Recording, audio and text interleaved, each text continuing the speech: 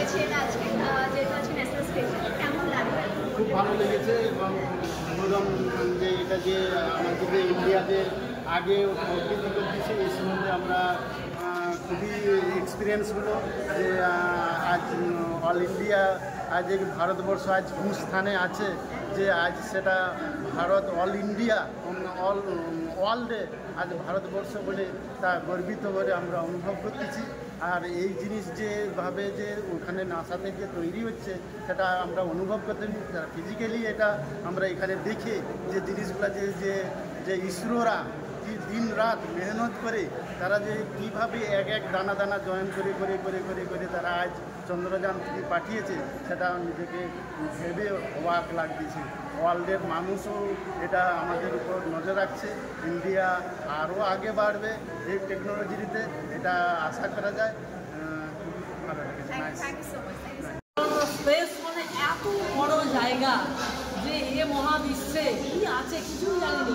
চন্দ্রযান পাঠিয়ে আমরা এই চাঁদের যে কল্পনার জগৎ সেটা থেকে আমরা বাস্তবে কিন্তু এসেছি যে একটা জিনিস আছে, কিছু এখানে মাটি আছে, পাথর আছে, আমাদের যন্ত্র দিয়ে নামতে পারে, আমাদের পৃথিবীর মতো হয়তো সব কিছু নেই, একটা জায়গা আছে। ওকে, তো আপনি কোথা থেকে এসেছেন ম্যাম? আমি সবং থেকে এসেছি, পশ্চিম মেদিনীপুর। Thank you. এই দিনে আপনার এখানে এসে আপনার কেমন লাগলো? আমার দারুণ ভালো লাগছে, আমি একদম আনন্দিত, উদ্বেলিত, একদম খুব ভালো লাগছে এই কারণে যা আমরা টিভিতে দেখতাম এখানে এই রকমের বাস্তব দেখতে পাচ্ছি এবং আমাদের দেশ এই জায়গাটা পৌঁছতে পেরেছে বলে ভীষণভাবে গর্বিত।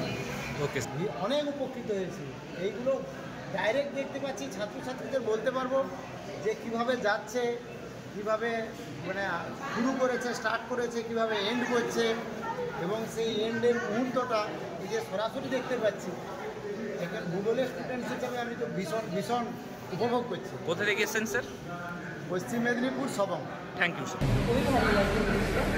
আর দেখুন অ্যাকচুয়ালি আমি একজন কেমিস্ট্রি স্টুডেন্ট, অর্গানিক কেমিস্ট্রিতে পিএইচডি।